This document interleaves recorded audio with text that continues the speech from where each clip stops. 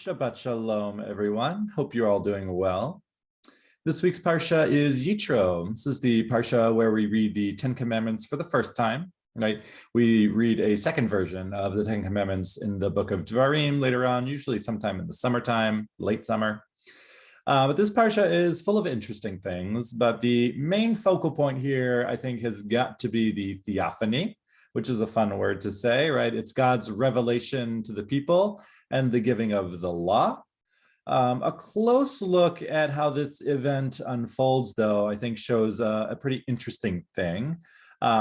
It's sort of a direct correlation to how the Mishkan, the desert tabernacle, and later the temple in Jerusalem were divided in their levels of holiness, right? So there are three distinct levels of holiness that we're looking at here, right? The summit, right, the very top of the mountain, corresponds to the Holy of Holies, the Kodesh HaKodashim.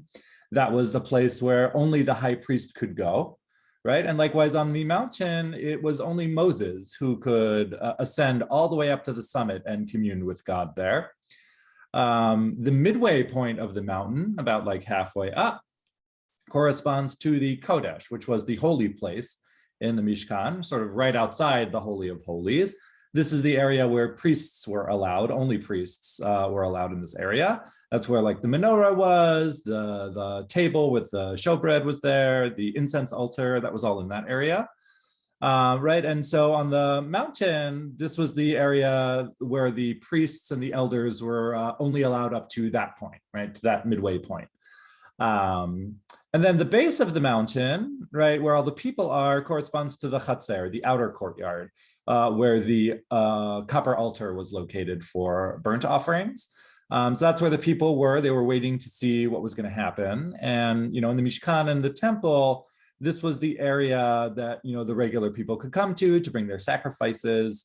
So it's an area sort of that has the least amount of restrictions, right? So you have the base level, right, where everybody is, the mid-level where the elders and the priests go, and then the top of the mountain where Moses is. Same thing in the Mishkan and the temple. You have the Chatzer, the outer courtyard.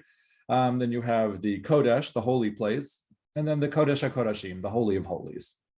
And you have these three levels of holiness here. And I think the division of sacred levels is something that we also see in synagogues today, right? So the bima is usually a little higher than the pews or the seats. And then the ark is even higher than that, you know, a few more steps up.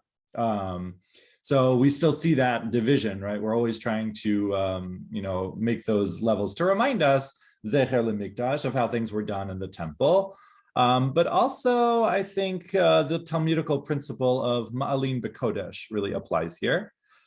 This is the idea that we increase in holiness, and it comes from Shabbat, the Masechet Shabbat, which actually is teaching us about Hanukkah candles. One of the debates is whether we light them going up or going down, and the answer is we light them increasingly because we increase in our holiness. And this is something I think that separates, you know, us Jewish people from other people, is this idea of making holiness wherever we can in our lives, right? When we do mitzvot, we increase a level. When we say brachot over food, or natural events or whatever it is, we increase another level. When we do acts of chesed, we increase yet again.